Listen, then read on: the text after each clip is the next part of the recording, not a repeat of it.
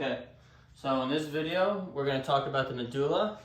We're going to talk about the different regions of it, and then at the end, we're going to talk about some lesions. This is going to be a really long video because it's got a lot and lots of information in it, but I'm going to try to make it as simple and easy to understand as I can. So, we're going to have three different regions, right? If you could tell, I have an upper region, a middle region, and then I was going to draw the lower region down here, but I didn't want to squeeze it together and make it look all clustered. So when we're watching, or like when I'm talking about it, we're going to remember the three different regions. Now, what are these three different regions? Here we go.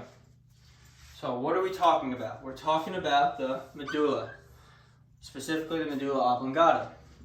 Now, what did we talk about in the videos previous to this? We spoke about the spinal cord. What did we speak about with the spinal cord? We spoke about the ascending and descending tracts. Now, the reason why I did the spinal cord or tracts first is because all of these tracts are going to flow into our medulla oblongata. When they flow into the medulla oblongata, they're going to branch out into different regions, they're going to perform different functions, and some of them are even going to travel superiorly into the pons. Where's the pons at? Okay, before we get to it, let's do a quick little brief anatomy. We're going to have, right down here, this is going to be our spinal cord. So, I'll just draw some vertebrae, where would the vertebrae be if this was the spinal cord? Not in the middle, it would be on the sides of it, correct? Because the spinal cord runs directly posterior to it, or through them. Now, with the spinal cord, what comes above the spinal cord? Right into our medulla. Okay, medulla oblongata. The medulla oblongata is going to be branched into three different regions, which we're going to get to in 1 second. But from there, we go spinal cord, medulla. After medulla, I drew it in dashed lines because we're not going to be talking about him. It's going to be the pons. So the pons is right above the medulla. And then what's right above the pons? We're going to have the midbrain. After the midbrain, we're going to have cerebrum and different regions of our brain. Now, we're not talking about those in this video. We're specifically talking about right here, this medulla region. Now, medulla oblongata. It's broken into three sections, like we said. Superior section is also known as the rostral portion. Okay, what does this rostral portion mean? Well, all it really is saying it's superior. What is another word that we used to say in a lot of different videos and a lot of different regions of our body? We said cranial was for top, right?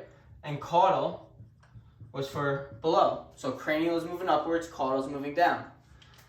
For this region, unfortunately, the medulla, we say rostral. We don't say cranial. So rostral and cranial, same exact thing, just a different name. Okay, now, the rostral portion is going to be our superior region, also known kind of like cranial, and it's going to be called the pons medulla junction. Okay, why is it called the pons medulla junction? Well, it's the medulla, right, connected to the pons. So it makes sense, pons medulla junction. That's going to be our most superior region. Now, below the superior region, in our middle region, we're going to have something called the sensory desiccation, right? This is going to be the mid region of our medulla oblongata. In the cortico, or into the spinal tracts video, I spoke about the sensory desiccation and how it's like a crossover, right? How things cross over or things go through. We're going to speak about it further in this video, but just remember we've mentioned him before. In the third region, the most caudal, meaning the lowest one, right, most inferior, is going to be known as the pyramidal desiccation. This is going to be our third region. Okay, so it's split up into three different letters. Pons medulla junction, sensory desiccation, pyramidal desiccation. 1, 2, 3, right? Okay. Now, here we go. The rostral part is going to be this whole top region. So this is going to be our rostral region. Now, our middle region, right, the second one we just spoke about, is going to be the sensory desiccation. I'm going to write number 2 right there, sensory desiccation. Rostral, I'm writing number 1. Okay, and then the third region, which I tried drawing below, but I didn't want to squeeze it in, is going to be our, what? Pyramidal desiccation. So he's going to be number 3. Okay, so pyramidal desiccation, most inferior. Rostral portion, most superior. Sensory desiccation, middle. Okay, you see I have all these numbers all over the place, right? It looks super confusing. Well, if we really strictly pay attention to this first region, most of the numbers in this first part, the rostral part, are going to overlap into the sensory desiccation and the pyramidal desiccation. So we're going to see a lot of overlap. Now, for this video, or for the midbrain, what I'm focusing on are 35 different structures. Of these 35 different structures, 20 something, I think 21 of them overlap into all three regions. Fine. 8 of these, or even more, 20 of these different regions, right? We've spoke about them in the spinal tract lecture. The rest of those 15 regions that I have in 35 different things I said, what are they? So we're going to talk about the ascending fibers and descending fibers. But now, instead of just focusing on the tract, we're going to see where they branch into. Where are they going to branch into? All of these different regions. Okay. Okay, so let's go. The rostral portion, number 1. Okay, what is he? He has so many different structures on him, but we'll be fine. We're going to start off the first one. We're going to have the hypoglossal nucleus. Remember what the hypoglossal nucleus was? He was used, or what is he? He's cranial nerve 12. Okay, that's the hypoglossal nerve. What is the hypoglossal nerve used for? It's for tongue movement. We talked about different lesions where you can protrude your tongue to the right or to the left.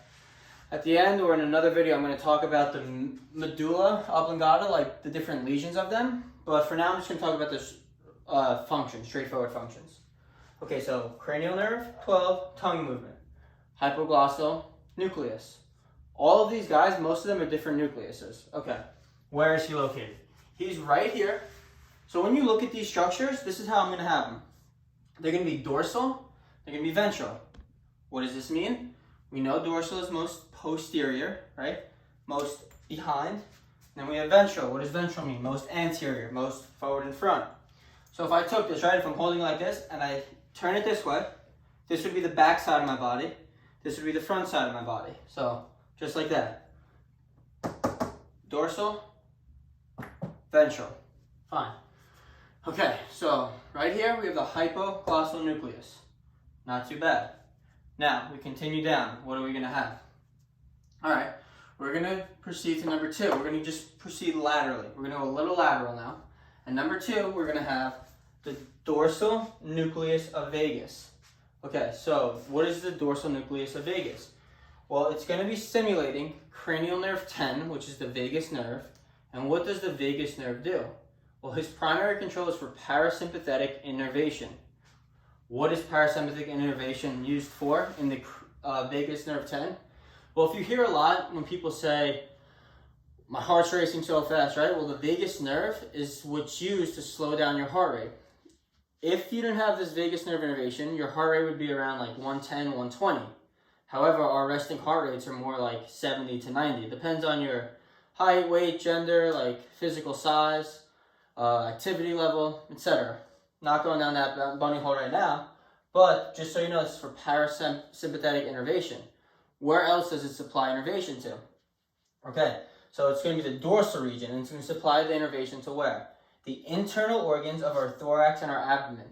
What muscles or what functions are there?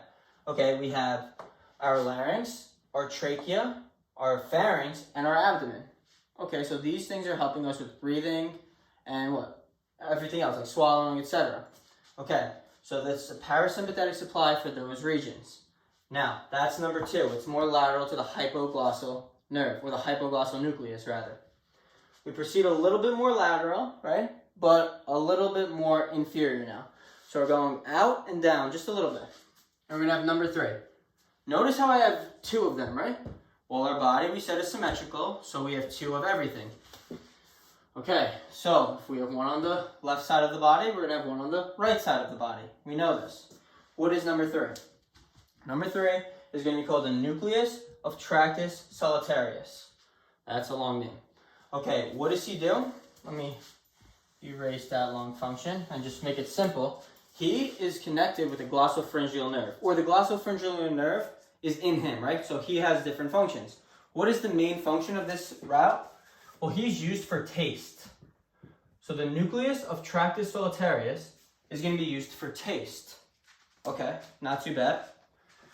Now we got 1, 2, and 3 done. Some of them are going to start getting really, really detailed. So here we go. Number 4, right? If we proceed laterally to number 3, we have number 4. And notice for number 4, I have 2. I have 4.1 and 4.2. Okay, that's annoying, right? Yes? Well, we have the vestibular nucleus complex. Do we remember what the vestibular nucleus complex was? Well, in one of the tracks videos which we spoke about, we had this complex. I drew it like a square with an X in it. And we had a superior region, we had an inferior region, we had a medial and a lateral region, right? And we had two of them, of course, we know that. Superior, inferior, lateral, and medial. Now, what was he used for? Okay, so this vestibular nucleus complex, right? 4 different regions. In this specific region of the medulla, in the medulla, we're going to use it for 2 different locations. Only 2 locations are going to be used over up here. What are these locations? So we're going to have the medial vestibular nucleus, and we're going to have the inferior vestibular nucleus. Okay, so what's that? The inferior one and the medial, right? They're going to travel down in their own tract. The medial and the inferior, they're going to travel down in their own tract. Fine. What are they going to be used for? Well, the medial vestibular nucleus and inferior vestibular nucleus, before I even get into that, what is the vestibular nucleus complex? What is vestibular for? It's for cranial nerve, what? 8. Or vestibulocochlear nerve. Cranial nerve 8. It makes sense, vestibulo, right? Okay, so some cranial nerve 8 innervation is going to be supplied with the medial vestibular nucleus. It's just the vestibular region. It's not the vestibulocochlear. Why is it not vestibulocochlear? Well, because cochlear is going to be used for the ears. We're just going to be talking about head and eye movement right now. So it's just going to be vestibular, the vestibular region of it. That's why it's the vestibular nucleus. And then it branches into 4 different regions. Still gets the nerve innervation from the vestibular nerve, but mainly the vestibular innervation, not the cochlear innervation. Remember that. So the top region, or the medial region, is going to help with head and eye movements. Okay, so we're going to help our head move and our eyes move. It's going to react to stimuli. The inferior region is going to react with what? Same thing, but it's mainly going to help us with posture. It's going to help us maintain good, proper posture. Now, if you can see over here, I have a little guy over here named 4.3. This 4.3 structure, what is he used for? Okay, 4.3 is medial and lateral. Okay, so now if you have the medial and the lateral portions coming together, if I draw it again, medial and lateral, right? These guys come together. What are we going to form here? These guys are going to form the vestibulospinal tract. Okay, so if these guys are just the fibers innervations, these guys are forming our tract, the vestibulospinal tract. And where is he located? Is he located in this diagram? Unfortunately, he's not. He's located in the middle section of the medulla. Okay, where? Where is he going to be located? This guy, vestibulospinal tract, is going to proceed down, or like underneath, our spinal lemniscus. I'm going to get to that in a little bit, so let's not worry about it right now, but I just wanted to just bring that up. Okay, so continue down. We finished the vestibular nucleus complex. We talked about them. Now we have the dorsal collicular nuclei. Oh, we just mentioned collicular.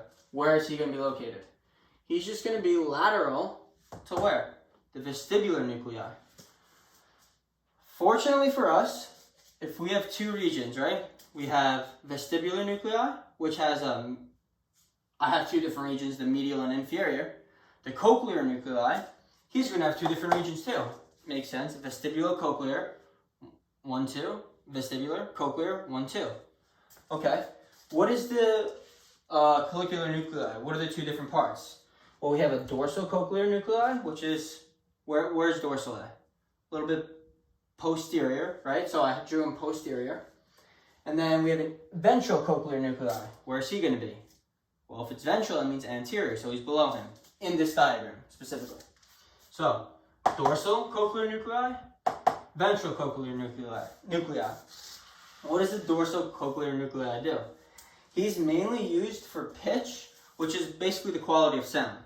So he's just determining how good our sound quality is. Now, what about the ventral cochlear nuclei? Well, he's basically telling us where the location of sound is coming from. So if you're running, right? And then all of a sudden you hear an ambulance behind you. You hear the beeps, but how do you know it's coming from behind you and not in front of you? Or how do you know it's not coming from directly from the side of you? Well, this nuclei is telling us okay, the information's coming from behind us. And you could tell if it's getting louder or weaker. So if the sound's coming closer to you or further away from you, how? The dorsal cochlear nuclei, he does the pitch. So as the ambulance, right, coming from behind us, what happens? We hear the sirens. What are the sirens? Who tells us the sirens behind us? This guy, the ventral cochlear nuclei. We hear the sirens. Sirens coming faster, faster, faster. It's getting louder and louder. How do we know it's getting louder? The dorsal cochlear nuclei is like, oh, we're getting louder and louder and louder. But we're still coming behind us. Now we're like right parallel, right? Right to us. As the ambulance passes us, the sound starts getting what? Lower. So it's getting lower, lower, and lower. Who's telling us that? The dorsal cochlear nuclei is telling us, okay, the sound's getting lower, but the ventral cochlear nuclei is like, oh, it's in front of us now. So it went from behind us, to us, in front of us. That's how these nuclei work hand in hand. Okay, that was a lot for that, but I don't know, I thought it was helpful. That's how I'm going to remember them, so I thought it was helpful. Now, if we proceed down, right? Or not proceed down, I mean down my list. We're going to get to structure number 6. Okay, so this is the most lateral region of our rostral portion. What is structure number 6? We've spoke about him a lot. A lot. This is the inferior cerebellar peduncles. Okay, let me erase this real quick. Where are they and what do they do? Well, let's talk about what they do first. It's the white matter connection, right? And what does this mean? We'll get to it. It's between the medulla and the cerebellum, and it tells us proprioception. How does it tell us proprioception? So when we spoke about the spinal tracts, right? Some tracts gave some innervation to the cerebellum, or from the cerebellum. Where's the cerebellum even located? So if we have the spinal cord, then we have the thalamus. Oh, no, I'm sorry. Then we have the medulla oblongata, that we've been speaking about. And we have the pons. Here's the pons. Then let's say we have the midbrain, right? And then we're going to proceed up towards like upper regions of the brain, but all we're focusing on is what? Spinal cord. What's this? The medulla. 3 different regions. 1, 2, 3. What's in this region right here? The pons. And then up here, midbrain. Okay, so we have to remember, we have 3 different cerebellum peduncles. First off, where's the cerebellum? So I'm going to draw it laterally to it, but it's really directly behind this region. The cerebellum is located behind this region. Okay, so this is the cerebellum. This is representing the cerebellum right here, both sides.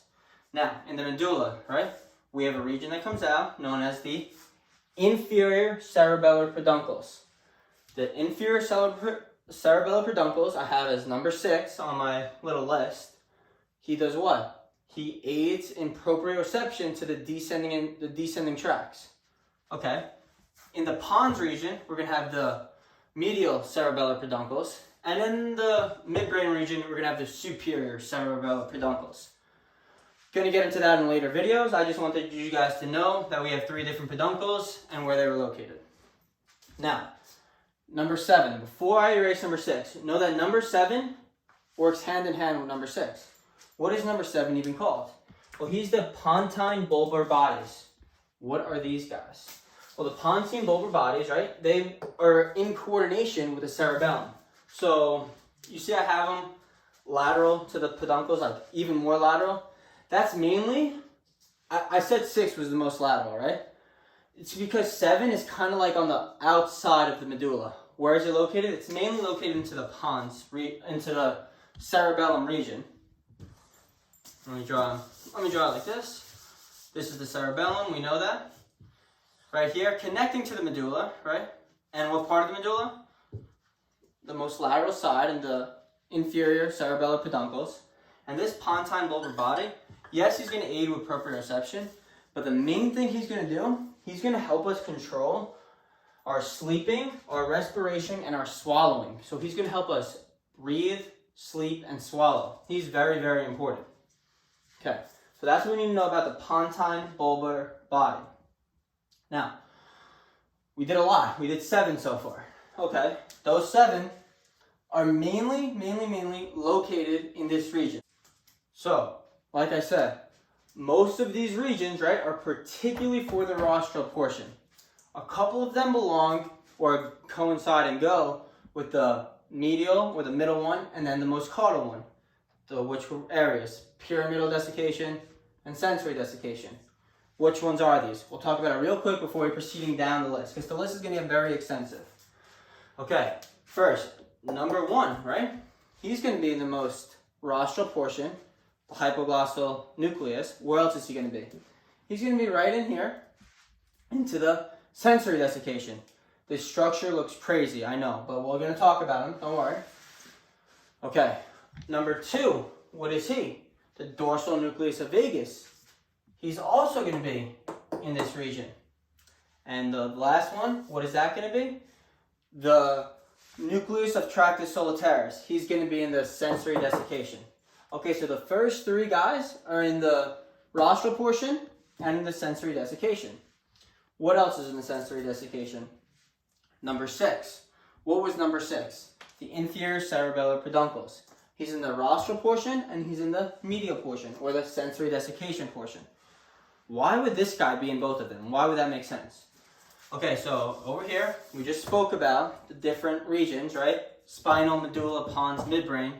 3 different cerebellar peduncles. Now, the cerebellar peduncles do a lot, right? They stimulate a lot of innervation. They help us with proprioception, etc., right? They have the pontine body in it. We said that. Okay, so say we're talking about an ascending tract or a descending tract, right? It's flowing all the way up. Well, we have the most rostral part. What else do we have? We have the sensory part, and we have the pyramidal part.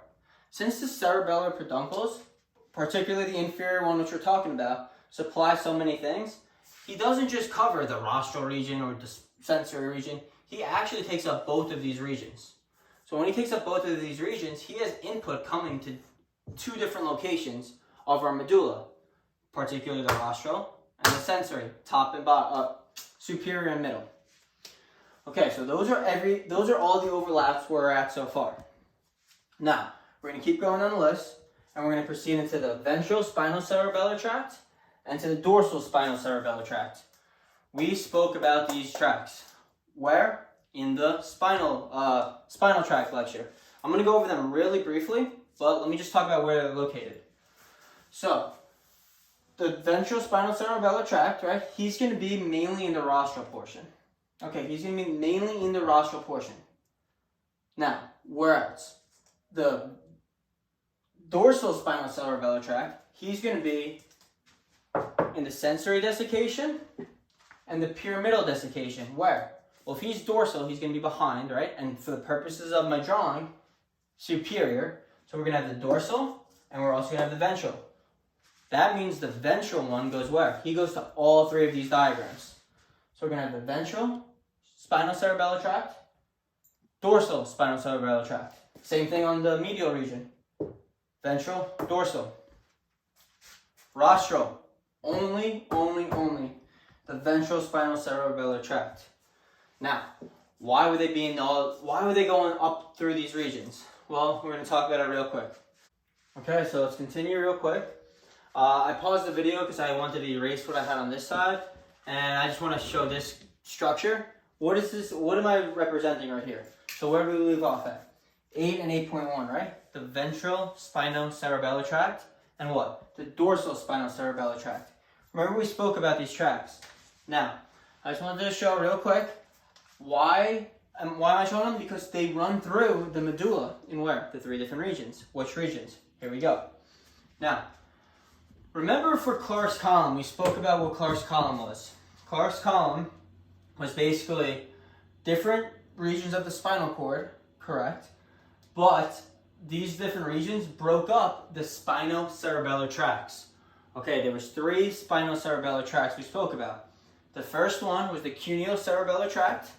The second one was the dorsal spinocerebellar tract. And the third one was the ventral spinocerebellar tract. Why am I saying there's 1, 2, and 3? I know they're not numbered, but I'm just going from superior to inferior. So the most superior one goes from C1 to C8. What was C1 and C8? Our cervical vertebrae, up in the spinal cord, and it's the cuneo-cerebellar tract. Which one is this guy used for? Mainly the head and the neck. Why? Well, he's so high up, the cervical regions, that's where the innervation is going to be supplied. So, what does he do?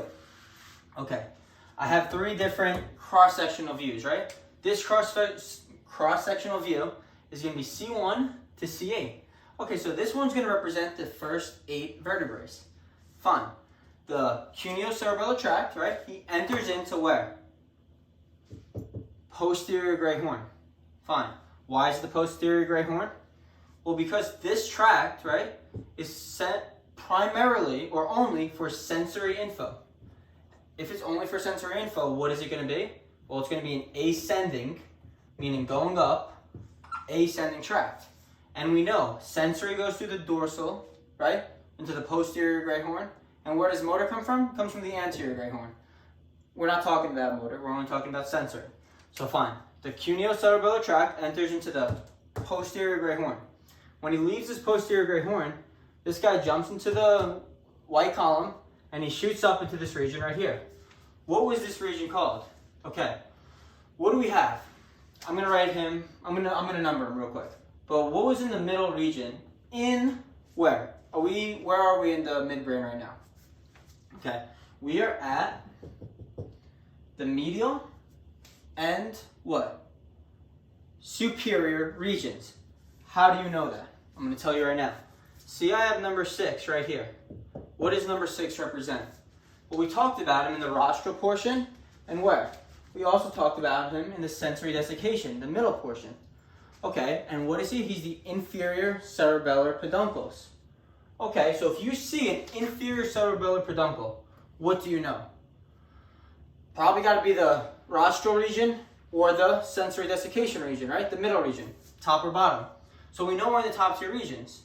Now, what were in the top 2 regions? Okay, well, in the middle, right, we talked about different things, the hypoglossal nerve, right? We talked about the dorsal vagus nerve, etc. But that was in the most superior, right? The most rostral. If we're starting, right? If we're starting in the middle region and we're working our way upwards, we're going to have, this is going to be the sensory desiccation. I'm not writing the full word, and I'm going to write middle. Is going to be right here, right? And he's going to be right across. So this is the middle region. This top region is going to be our what? Rostral. Okay, so what do we have in the middle region that goes straight across? We didn't really speak about them yet, but I'm going to get to them in a little bit. I did speak about them, however, in the spinal tract video. And they're going to be numbers 21 and 22. Okay, I should have covered this first, but it's fine. You guys know what these things are. This is the vesiculus cutaneus and the vesiculus nucleus. And then we also have what? The vesiculus gracilis and the nucleus gracilis. What were these different things used for? Well, the middle ones, right? The vesiculus gracilis and the vesiculus cutaneus. The vesiculus gracilis and the nucleus gracilis were used for the lower body. Fine. The lateral ones, the vesiculus cutaneus and the nucleus cutaneus, were used for what? They were used for the upper body. Now, a little bit more lateral to them. I got to put them in for you guys. A little bit more lateral. We're going to have another region. What is this other region going to be? Well, I'm going to write number 14 right here, just for purposes of the video. And it's going to be the accessory cuneate nucleus. Okay, what is the accessory cuneate nucleus used for? Let's come back. Okay, so what's going to happen? The cuneo-cerebellar tract is going to run up, right, through what we said, the posterior region. He comes up and he hits what? We just mentioned what he was.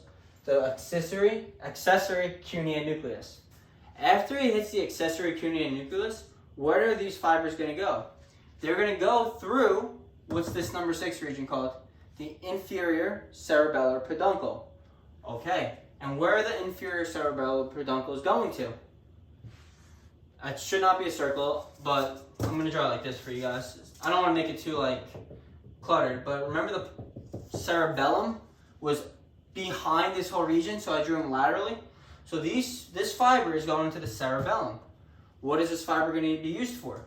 Well, we said C1 through C8 is more the head and what? The neck. But mainly he's supplying proprioception, which was that. Eyes closed, I know my arm's abducting. For this region, eyes closed, I know my head's moving, right? That's what that's going to be. That's what proprioception is going to be for this region. Now, who is he telling? The cerebellum. He's like, yo, I'm moving my head, right? Fine. Okay, the next region we have is going to be the dorsal spinal cerebellar tract. Okay, I have him from C8 to L2. Okay, so if he's going from C8, right, all the way down to L2, he's going to be mainly like the limbs and start a lot of the lower leg and trunk. Fine. What does that mean? Okay, proprioception there. How? My eyes are closed, I twist my back. I bend at the hips a little bit. Proprioception. Now, this proprioception, we said what it was already. How is this tract going to travel? He's going to travel to the posterior great horn. From the posterior great horn, he's going to move into the lateral white column. Okay, from the lateral white column, he's going to ascend upwards, right? Ascend upwards into the, which region? Our medial region, right? What was the medial region called? The sensory desiccation. From the medial region, he comes out, and where does he travel into? He's going to travel into the cerebellum. Now, he goes from the inferior cerebellar peduncles into the cerebellum. He's telling him proprioception is there. Now, the third region is coming from where? Okay, so we're traveling down, we're coming across. Okay, one more thing I wanted to mention before I said that. These three tracks, right? Where is he? Where is he on the board? Down there. Okay, you didn't stop it, did you? Okay, so one thing I wanted to mention, these tracks, right? The ventral spinal cerebellar tract, the dorsal spinal cerebellar tract, where are they traveling from? We said the dorsal and the ventral, right, are coming from the pyramidal desiccation through the sensory desiccation. Traveling upwards, right? And then they're branching from the middle one, so this is the bottom region, so the lower, into the middle region, to the top region. Which one wasn't in the top region? Like, which one wasn't there? Was it the dorsal or the ventral?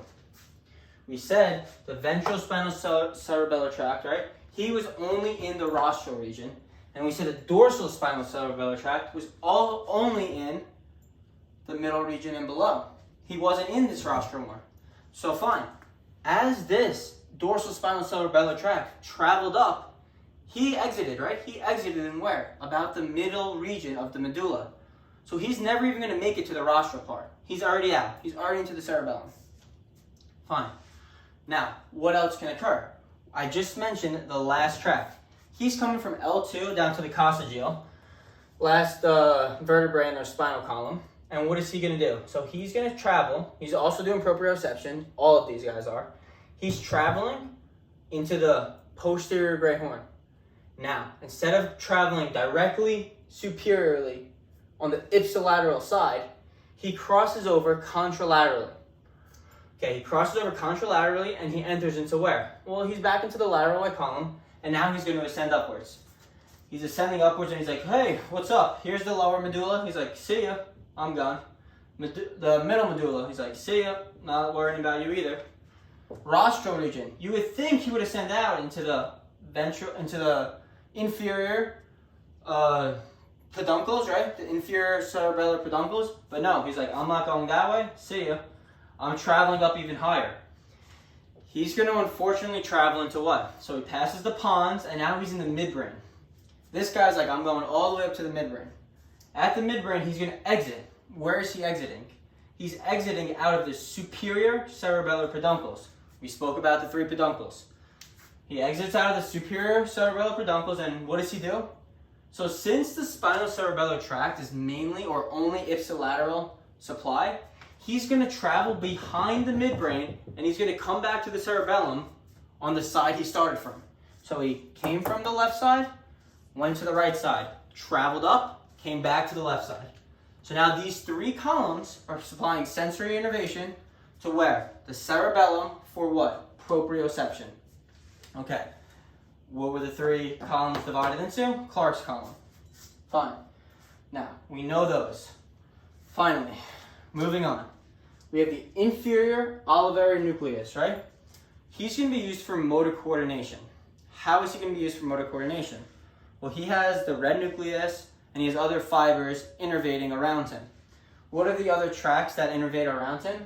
They're going to be the olivospinal tract and the spinal olivary tract. I'm not going to talk about that right yet. I want to keep talking about the structure of them. So right here, he's going to be very, very, very anterior, right? He's going to be he's going to be in the middle, right? He's not going to be super lateral and super medial. He's going to be in the middle. Number 9 is the inferior olivary nucleus. It looks like a horseshoe. Where is he going to be located? He's in the rostral portion, and he's also in the sensory desiccation portion. Now, what did I say? Other things innervate him, right? So when you get to the pyramidal desiccation, he turns into the olivospinal tract and the spinal olivary tract.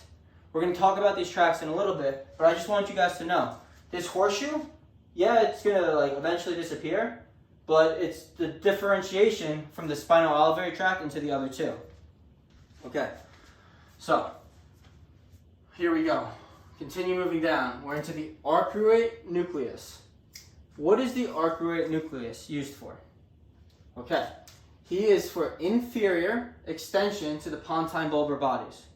Whoa, we spoke about the pontine bulbar bodies. What did we speak about them for? We said those pontine bulbar bodies went to the cerebellum and they helped with sleep, breathing, right, respiration. Now, you see how I have it broken into a left and a right? Yes. It's an arcuate nucleus. What have we spoken about? The arcuate fibers, arcuate things. Arcuate stuff is usually crosses. Okay, so first, I want to talk about the contralateral connections of the arcuate nucleus. This is the cross. Here we go. You see how this structure's got a light blue thing in the back? What is this light blue region? So number 10, we have our arcuate nucleus, right? He's only in the rostral portion. Just remember that. Only in the rostral portion. What is rostral? Superior, another name for cranial. Okay, so at the contralateral part, right, or the most anterior part, they're going to cross over. When they cross over contralaterally, the right side becomes the left. The left side becomes the right. These guys are going to travel up the sides, right, the lateral regions, and what are they going to do? They're going to innervate number 7. What was number 7? Oh, the pontine bulbar body. And that helps innervate sleep, respiration, and swallowing. Why do you think he's in the most rostral part? Because these functions, sleep, respiration, and swallowing, they're used in the upper region of the brainstem. The lower regions of the brainstem, yeah, they're concerned with it, but as you proceed higher and higher, we're going to have more and more important functions in our body. Okay, so now, are we done with him? No. We have a left and a right one, we just mentioned them, and they have contralateral, but however, they also have ipsilateral supply. What's the ipsilateral supply going to be? So it crosses over this way, but the ipsilateral, they're going to come together, right? And instead of crossing, they're just going to shoot right up. They're going to shoot right up through the middle of this region. This region is the rostral portion of the medulla. And then at the very, this is the posterior part, they're going to, unfortunately, this is where they're going to cross. Okay, so when they cross, what are they going to go to? Well, they're going to travel to number 7 again, the pontine bulbar bodies. So now we have these fibers running through the whole entire medulla, aiding with the innervation of the pontine bulbar bodies. One more thing about these things. We have something called the striae medullaris, right? The striae medullaris is in between two regions. Okay, he's separating the medulla and the pons. Okay, so if he's helping to separate the pons and the medulla, we know that there's a region that's in that region, there's another thing. This is cerebral, what? The fourth ventricle. The fourth ventricle does what? Well, the fourth ventricle is made from the walls of the pons and the medulla, but in order to make a back wall or an anterior wall to separate things, this striae medullaris is used, or is formed to separate it. Now, we know all that stuff. What are we going to proceed down into? We're going to proceed down into the corticospinal tract. We had a really, really long video on the corticospinal tract. I'm not going to make that video. I'm going to briefly talk about it and how it coordinates with these 3 regions, but I'm not going to go into detail with it. Where is he even going to be located? Well, the corticospinal tract is going to be in the anterior, right? The anterior region of the medulla. Okay, so if he's going to the anterior region of the medulla, he's probably ascending up through the what? Anterior white column. Remember we drew these diagrams That's a poor one.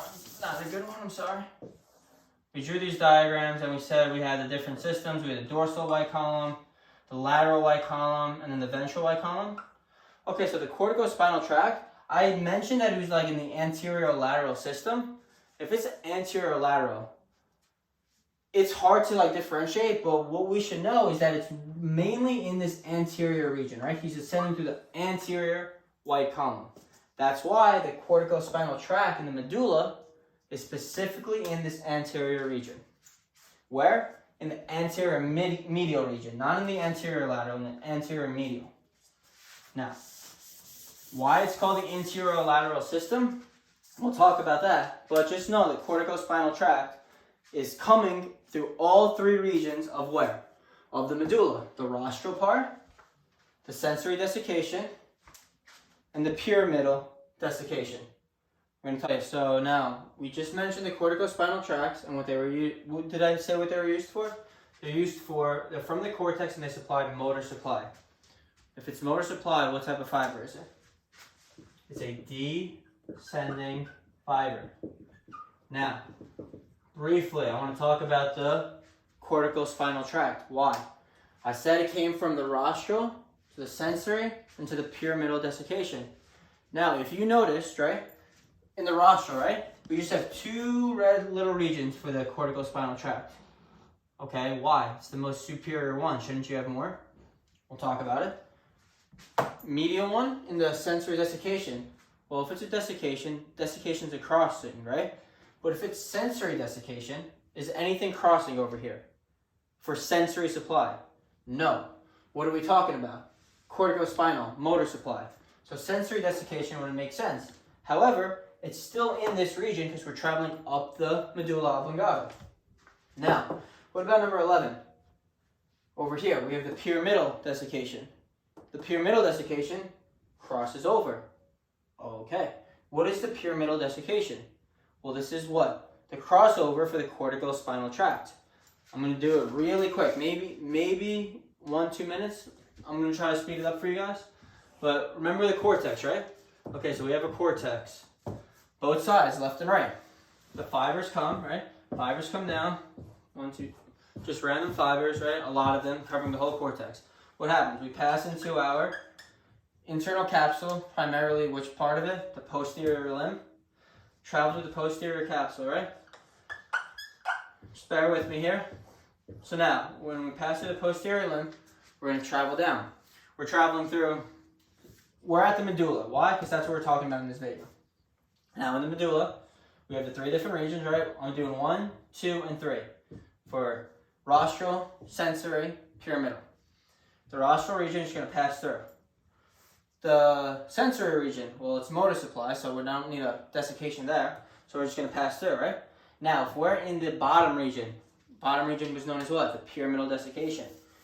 What happens here? I'm gonna do it in red just so we match our diagram. 85% of them, 80 to 85% of these fibers, right, cross, the corticospinal fibers. They cross over. When they cross over, what is it called? Pyramidal desiccation. And where is this located? The bottom or the most inferior region of what? The medulla oblongata.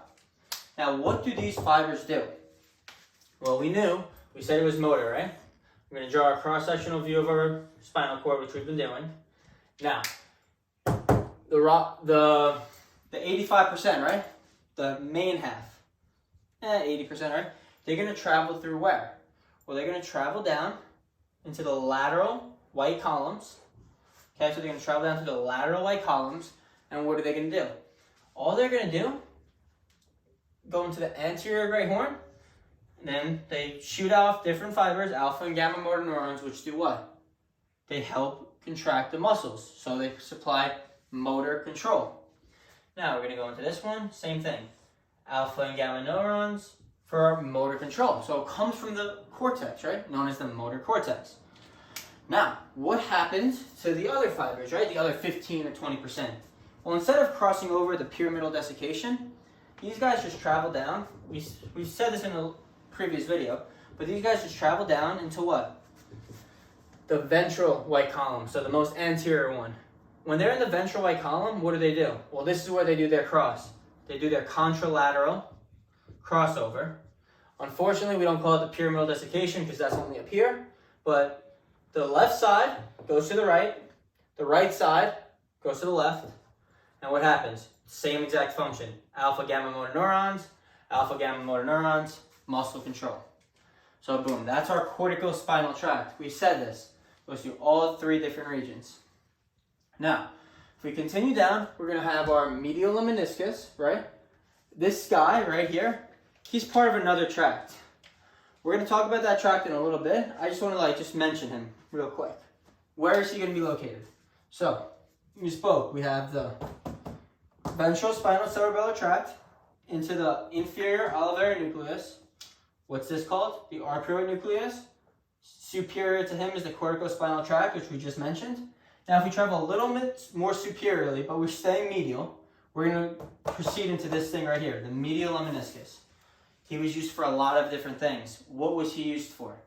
Okay, when we have our different tracts, right? The sensory tract that ascends up from what region? We have the region. Okay, we have this, right? Our normal structure. Sensory information is ascending, but the first spinal tract video we talked about came from where? The ventral or the dorsal white column. Dorsal meaning behind. The fibers traveled superiorly. When these fibers traveled superiorly, what did they do? Well, they crossed. Where did they cross? Okay, they crossed over into what? So I have it like this, right? You know how I told you guys that this is the dorsal region, this is the anterior region? So dorsal, right? And then if you look here, try to think of it as going upwards, kind of. So we have we mentioned this before, the fasciculus gracilis, and we had the fasciculus cutaneus, right? Gracilis was more medial for the lower legs. Cuneatus was more lateral for the upper limbs. Now, they travel down. What did they target? Okay, so they targeted something. What did they target? They targeted the nucleus cuneatus and then the nucleus gracilis. When this occurred, they cross, right? They cross over. Well, this is going to be known as the sensory desiccation. When they cross over, they stimulate something else. The guy we just talked about, number 12, the medial lemniscus. What was the medial lemniscus used for? Since it's an ascending tract, we know it's something to do with sensory supply. And he's used for proprioception and fine touch. I don't know why I wrote proprioception twice, but it's for proprioception and fine touch. It's traveling upward. Now, what else could we talk about this? I'm going to talk about this tract in a little more detail later on because it has a lot of different roots that pass through both the sensory desiccation, but they're also located in the pyramidal desiccation. I'll speak about that why later on. Just know the medial lemniscus, right? Where is he getting his target from? He's getting his target supply from the sensory desiccation, just a little below him, from medial to superior. Okay. Now, number 13, right? We proceed a little bit more laterally and superiorly. We have the spinal lemniscus. This spinal lemniscus is one whole piece in the rostral portion. Now, when you're in the sensory desiccation, like the middle region, he splits into 3 different regions. What are these 3 different regions? Well, we have the lateral spinal thalamic tract, you have the spinal tectal tract, and you have the ventral or anterior spinal thalamic tract. We spoke about all these different tracts. Everything should start making sense now because all of these tracts we've spoken about. Why would it make sense for it to be 3 different regions in both the sensory desiccation and in the pyramidal desiccation? Because we have to remember these tracts are sensory, so they're ascending. That means they're traveling upward. So if we start from the bottom, right? Starting from the bottom part of our midbrain, I should say. Traveling up, right? 3 fibers traveling up, right? These 3 fibers, my fingers are representing fibers. They're traveling up, right? We pass through the pyramidal desiccation. It's 3 different roots. Now, we pass through what? The spinal lemniscus, the sensory desiccation, has 3 different fibers. So we have 3 different fibers. Now, when we get to the rostral portion, right?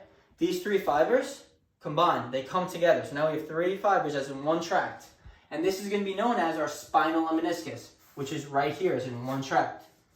So we went from 3, the lateral, spinal, and ventral spinal thalamic tracts in the pyramidal to sensory into the rostral as one. So we went from separate, together. Now, I'm going to talk about this tract later on, but I just want to continue proceeding down through the anatomy and like the structure of the things, because I don't want things to go like all haywire. Now, why do I have 4.3 here? Okay, so 4.3 is the vestibulospinal tract, right? And he's a descending motor pathway tract for the extensor muscles. We spoke about his tract, and where is he mainly located? He's primarily located in the pyramidal desiccation. He's also under what? The spinal lemniscus. Just hold off on him right now because he's going to get a little confusing. So fine. We've covered 1 through 13, right? But where are we still? Like, where are we? We're mainly in this rostral portion. I'm just telling you guys the overlap in all 3 regions. But we're mainly in this rostral portion. Now, if we continue down, we're going to do number 14.1 and 14. 14, we spoke about the accessory cuneate nucleus when I spoke about the spinal cerebellar tract. But did we mention the spinal nucleus and the spinal tract? No. So if we look over here, the spinal nucleus, right? He's going to be lateral. The spinal tract is going to be medial. All it is the spinal tract innervates the spinal nucleus. Okay, we said that tracts innervate nucleuses. The spinal nucleus, right? He's located in both the rostral and the sensory desiccation. When you get to the pyramidal desiccation, right? He moves. He's going to move. He's going to move anteriorly. He's going to move posteriorly, right? I'm going to talk about why he moves that way. But just know, for right now, the main reason is the spinal nucleus in the rostral and sensory desiccation. Same with the spinal tract. So the spinal nucleus, he's important. He's a trigeminal nerve. Okay, what does this mean? Well, we spoke about the trigeminal nerve, and I'm going to draw it in 1 second. Just know the spinal tract is what? Innervates the trigeminal nerve. Okay, so now, you know how I said there's a spinal nucleus and a spinal tract? I'm going to draw it on the board in a bigger picture. I'm just going to quickly say right now, in blue, this region right here, I'm going to talk about the spinal tract, and then I'm going to speak about what the spinal nucleus and stuff is. However, what do we have to know about these things? They're coming from the trigeminal nerve. What was the trigeminal nerve? Cranial nerve 5. So now, we come over here. Trigeminal nerve 5. Or trigeminal nerve, sorry. Trigeminal nerve, cranial nerve, what? 5. How many branches does this cranial nerve have? We know this. We gotta know this like the back of our hand. V1, V2, V3, right? What was this for? Oculomotor. What was this one for? Maxillary. This was for mandibular. Good. Now, these 3 tracts, right? They're going to combine. They're going to combine. They're going to combine. And they're going to travel through what is known as... I'll draw them blue. They're going to combine. This is called the spinal tract. We just said the spinal tract. What number was the spinal tract? We said it was number 14.1. Right here.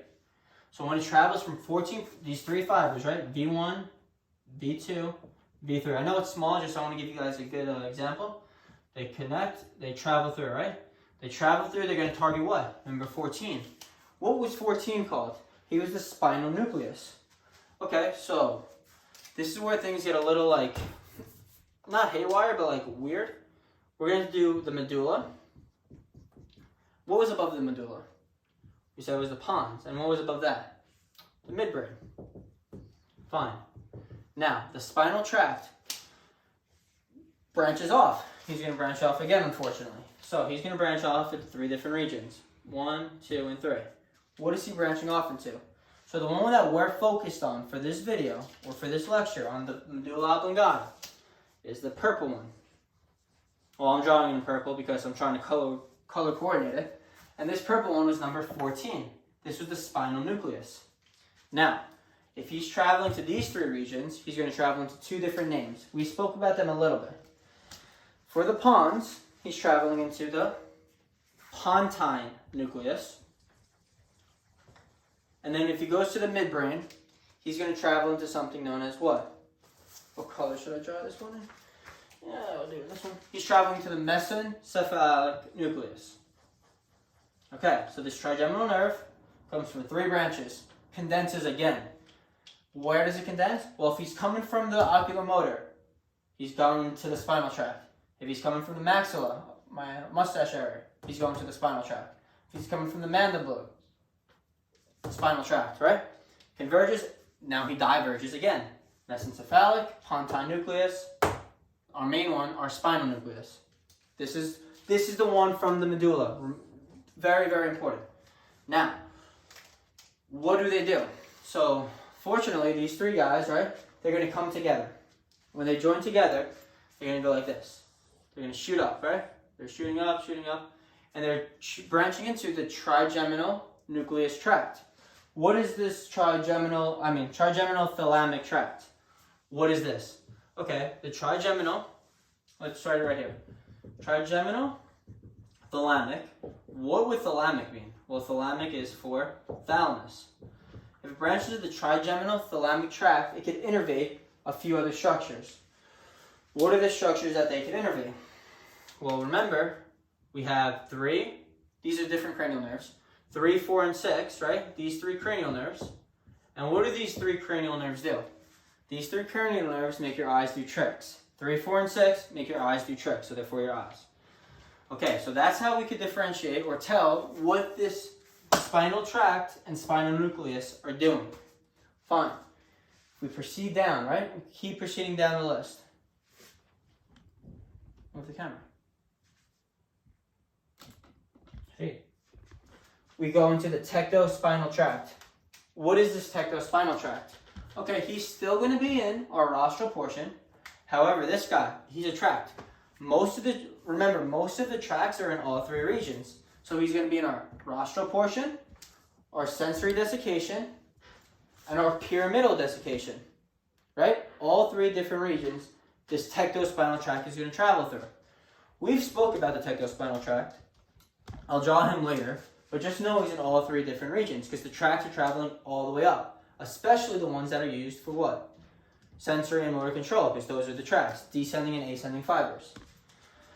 Now, number 16 is the rubrospinal tract. Same thing. He is right over here, this rubrospinal tract, and he's going to travel in the rostral portion and mainly in the pyramidal desiccation. He's not so much in this sensory desiccation, and I'll explain why later, but he's mainly in those 2 regions. Now, number 17, we have the medial longitudinal fasciculus. What is this guy used for? Okay, so we proceed up again, more superiorly, but we're what? Medial, superior and medial. We have this medial longitudinal fasciculus. Where is he at? He's in the rostral portion, and he's also in the sensory desiccation portion. He vanishes in the pyramidal desiccation portion. I'll tell you why when I draw all the tracks. It'll make sense. Okay, now, I don't know why, but I skipped through them real quick. The tectospinal tract, he's for reflexive movements. What are reflexive movements? Okay, reflexive movements are like, if you step on an nail or something, you move your foot, etc. Something lands on your shoulder, you move your shoulder. Okay, the tectospinal tract, these reflexes are for the head and the eyes, right? Mainly by the superior and inferior colliculus. Now, what is the superior colliculus used for? He's for visual stimulus. What is the inferior colliculus used for? Auditory stimulus. Okay, so now before I proceed down and I start talking about the nucleus ambiguus, inferior salutatory nucleus, I'm going to talk about, remember I said I was going to get back to the tracks? I'm going to talk about the medial lemniscus and the spinal lemniscus. And I'm also going to talk about, quickly, the tectospinal tract and the rubrospinal tract. But we'll do it quick. So, we said the medial lemniscus, right? This is the dorsal column. Why did I say it's the dorsal column? Alright, so let's remember our cross-sectional view of our spinal cord. We have 100 times we've seen this, right? Dorsal, anterior, and lateral white columns. So now, for the medial lemniscus pathway, we have to remember what it does. This guy travels up through the ventral or through the dorsal horn, and he targets certain things. What does he target? These 4 structures in particular. How? We're going to talk about it in 1 second, but what are these structures again? One quick time. The fasciculus gracilis, fasciculus cuneatus, nucleus gracilis, nucleus cuneatus. Okay, so I have them in what, blue and pink? See if Alright, I'm going to do it in blue again. So now, we're going to have them right here. The blue is representing the fasciculus gracilis. The purple is going to represent what? The fasciculus cuneatus. Now, the dorsal white column, this tract, the medial lemniscus pathway, we have to remember, they had 2 different regions, right? We had a medial and a lateral region. What were the differences? Sorry. Okay. What were the differences? So the medial region, what did it have? Medial targeted the gracilis. And what did I say the gracilis was? Think of gracilis muscles, leg muscles, right? It's going to be the lower part of our body. So that's going to be the medial region. It's still going to be in the white column, right? It's still going to be in here, the dorsal white column, but it's just more medial. More medial. The lateral side is going to be what? The cuneatus, or the cuneatus, right?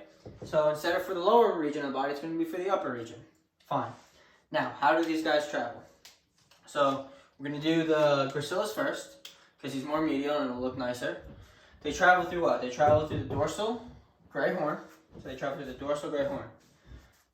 He transfers up, right?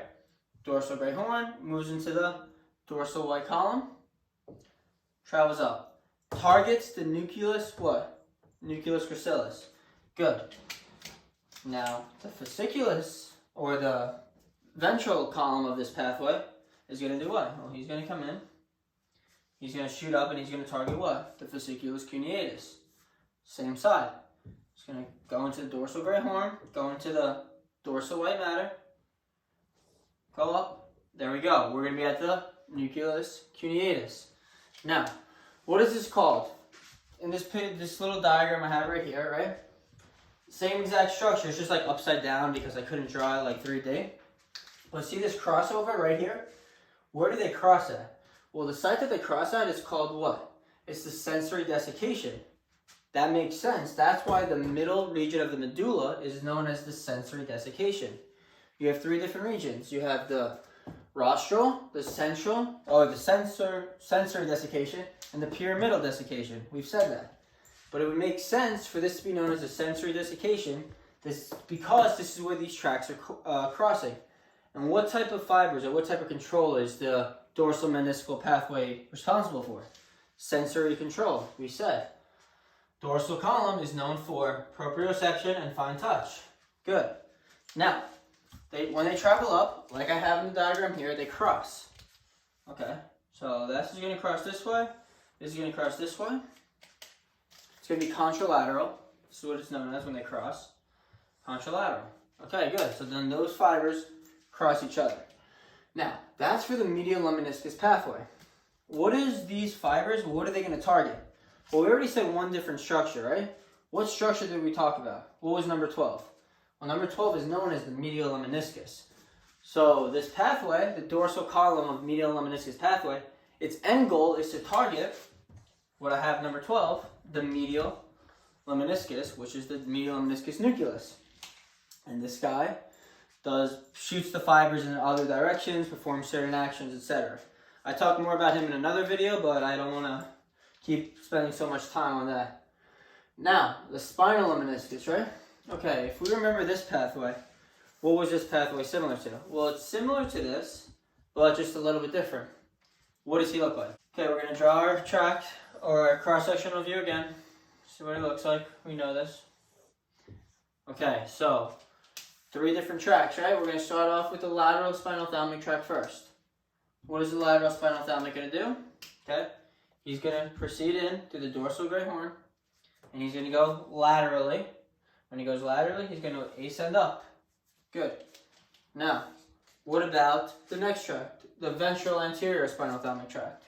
Okay, he's going to enter through the dorsal gray horn, proceed into the ventral area, and then he's going to proceed up. Fine. The spinotectal tract, he fuses with these two tracts together, right? And these guys send up. Where do these guys all travel to? Well, when they ascend up, they go to different regions, different areas, they target the thalamus, etc. It's in another video, more detailed. But just we should know, spinotectal tract has the sensations going to the tectum, which is the superior and inferior colliculize, which we spoke about. Then we have the lateral spinothalamic tract. This is for contralateral pain and temperature. And then the ventral anterior spinothalamic tract, also contralateral. It's for crude touch and pressure. Fine.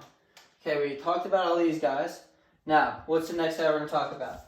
The medial longitudinal fasciculus, right? So this is in the medial vestibular nucleus, right? Which is the sixth nerve. This is sixth nerve nucleus. And what does he do? He does contralateral supply to the 3, 4, and 6 cranial nerves. We spoke about that in that diagram. 3, 4, and 6 make your eyes do tricks. Now, number 19. We have the inferior salivatory nucleus. Where is he going to be located? Okay, number 19 is right up here. Well, let me say, where was nucleus ambiguous? The first thing is right over here. Number 19 is the inferior salivatory nucleus right next to it. The thing I want to talk about first, I skipped it, I don't know how, but it's the nucleus ambiguous. What is the nucleus ambiguous? Well, all he really is he's another region that in our body, and what does he give supply to? He supplies three main things: the glossopharyngeal nerve, the vagus nerve, and the accessory nerve. Okay, these three nerves come together and they form the pharyngeal plexus. Where is number 19 located? Or number 18 located, I'm sorry. He's right here. He's in the rostral portion of the brain, or of the medulla, but you don't see him anywhere else. You don't see him in the sensory desiccation or in the pyramidal desiccation. Why? Because the nucleus ambiguous fibers are higher up into the medulla. Fine. Now, the inferior salivatory nucleus, right? I said he's the glossopharyngeal nerve.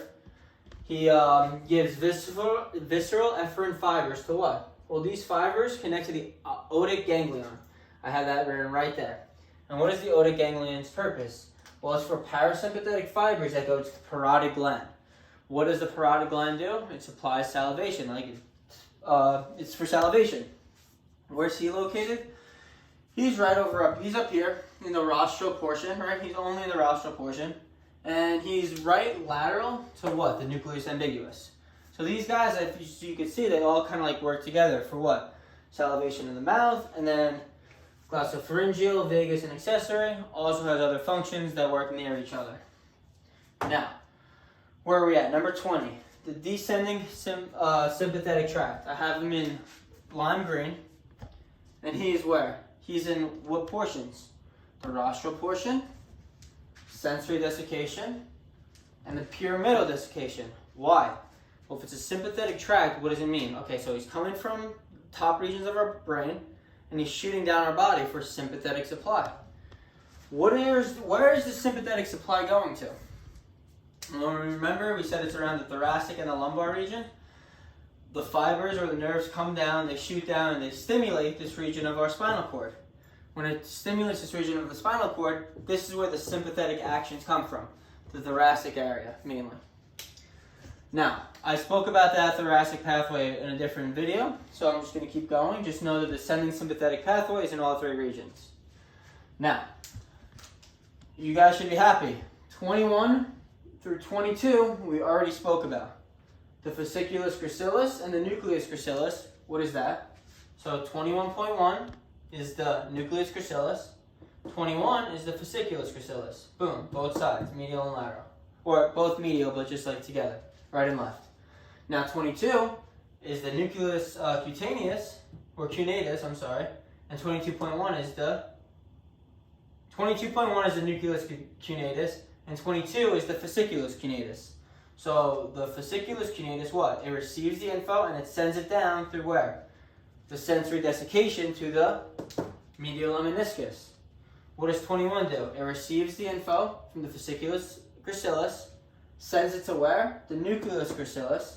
The nucleus gracilis does what? Sends it down into where? The sensory desiccation, and puts it into the medial meniscus. Good. We know these guys. Now, Where was the gracilis used for? The lower region of the body. The cunatus, upper region of the body. Okay. 23 and 24 is going to be the olivospinal tract and the spino-olivary tract. These guys are mainly found in the sensory desiccation and the pyramidal desiccation. What are they used for? Okay, so they're right next to each other, right on the lateral regions. And they're basically for reflexes, and they help supply the cerebellum. How? There's a pathway for them that I will talk about in a minute. Just wanted to make sure you guys knew that, like where they were located. Now, if you see this whole entire board, right, you're like, oh my god, there's so much stuff. We covered everything.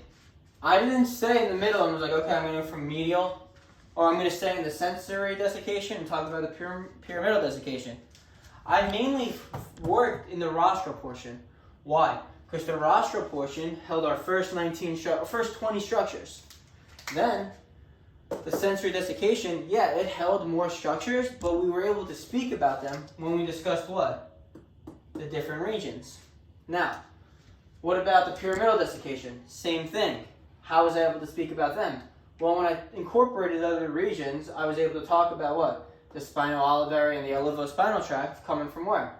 Well, that's the pathway I want to discuss. Now, before I talk about that pathway, there's one more thing I want to cover. Just if we look at a back end or a posterior end of our medulla, we have a couple other structures branching off of him, unfortunately, and we're going to get to that. Okay, so the last portion I wanted to talk about before I discuss a couple other tracts was this region, right? What do we have? We have the spinal cord, medulla, obviously, the pons, midbrain. What's this top line?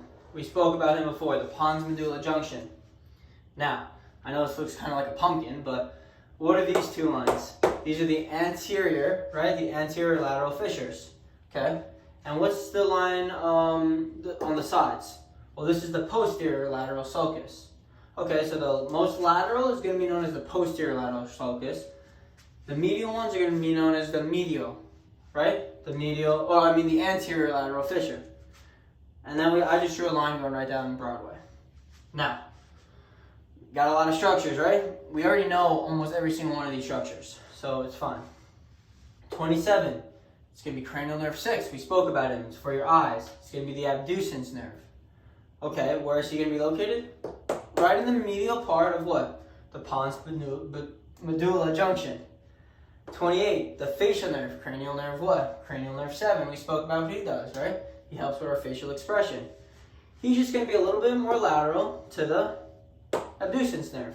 Still on the pons medulla junction.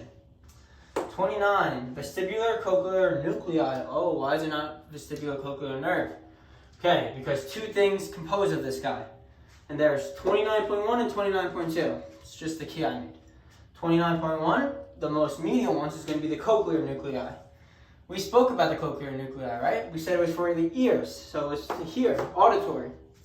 And then 29.2, a little more lateral, is the vestibular nuclei.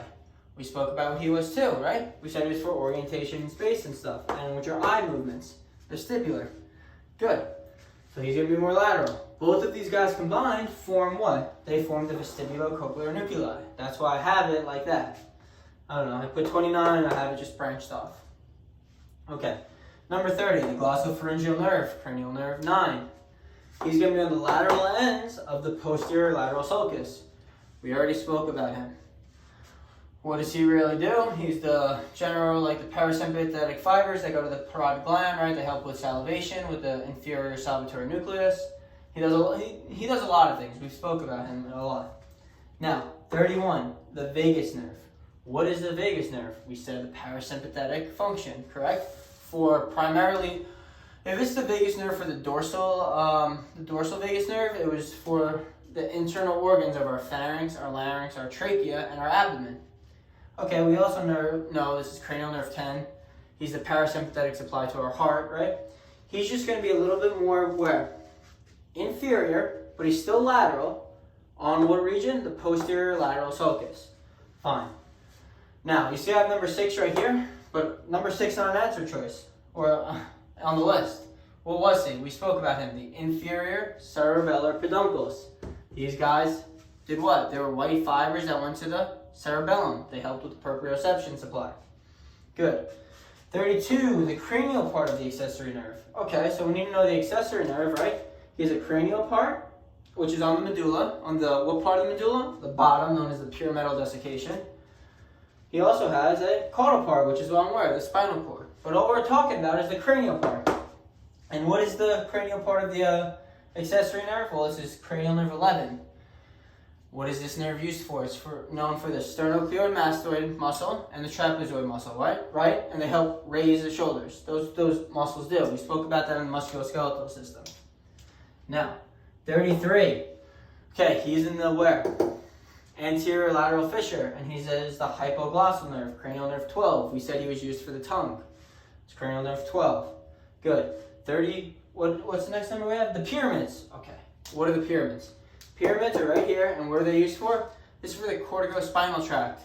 This is where? What happens at the corticospinal tract? The crossover, right? That's where the pyramids occur, the pyramidal desiccation. Well, it happens at the corticospinal tract, at the pyramids. That's why it's called a pyramidal desiccation. So what region would this be known as? The most inferior, known as the pyramidal desiccation. Pyramids. Know that. He's not in the sensory desiccation, nor is he in the rostral region of the medulla. We know that. The last one are the olives. Okay, the olives are just on the lateral sides of where? The anterior lateral fissure, and what are these guys used for? Well, it's the olivospinal tract and the spino-olivary tract. I'm going to talk about that tract right now. Okay, so the last one, right, or the one I want to talk about, that tract, was the olives. We didn't mention them before. Remember we said let me see if I have a green marker with me. The inferior olivary nucleus, right? He looked kind of like a horseshoe. He looked like this. Okay, well, we're going to put him right here, right? This is going to be our inferior olivary nucleus. Supposed to look like a horseshoe. I'll make him look like a horseshoe. Okay, now, what is he going to do? He's going to take fibers, right, and he's going to send it somewhere. He's going to send fibers to the cerebellum. How and where does he get these fibers from? So, we talked about two different pathways, the olivospinal tract and the spino-olivary tract. Okay, so the olivospinal tract, we're going to mention in a second. We're going to talk about the spino-olivary tract first. I feel like he's more high yield or important. He's coming, right, from he goes into the posterior great horn, descends down into the ventral region, right, ascends up. When he ascends up, he targets the inferior olive. The inferior olive now sends these fibers contralaterally across through the inferior cerebellar peduncles. And now they target the what? Cerebellum. Now, when they come from the spino-olivary tract, right, they're known as climbing fibers. I didn't come up with it. Any other time we have fibers that come through the inferior peduncle, the inferior cerebellar peduncle, they're known as mossy fibers, M-O-S-S-Y. Okay, now, what did I say? What was the other tract? That was the spino-olivary tract. Now we have the olivospinal tract. What does he do? Well, basically, he sends information from, it's like different regions of the body, right? He's more for reflex. The spino-olivary was for contralateral what? Contralateral proprioception to the cerebellum. Spino-olivary, right? He's going to get information, we could say it comes from the side, right? And he's going to stimulate the red nucleus. What else can stimulate the red nucleus? Well, the cortex, right? The cerebellar cortex. Let me see if I have a black marker on it. Yep. Cerebellar cortex can also get information and send it down to this red nucleus. What is the red nucleus can be used for? Well, the red nucleus is used in what tract? He was used for our rubrospinal tract. Okay, what was the rubrospinal tract? It was descending motor pathways. And what is a descending motor pathway? Well, descending motor pathways, they travel down, right? So, say we're going to do our rubrospinal tract. I guess we'll add it to the video. I wasn't planning on it, but it's fine. Now, our olivospinal tract, right? Could stimulate the red nucleus. The cortex could stimulate the red nucleus. We're saying they're involved in reflexes. Okay. This red nucleus can then go down, right? He could descend down. What happens when he descends down? He descends down into what? Our anterior great horn, and then he releases alpha and gamma fibers. What are these doing? They're for muscle movement. For the rubrospinal tract particularly, what movement is it? Flexors. the flexor movement. Good. Well, that's everything we need to know about the medulla. I might add questions to this one, or I might add the lesions to this video. If not, I'll make another video on the lesions and practice questions. But I know it's a lot, and I hope it helped.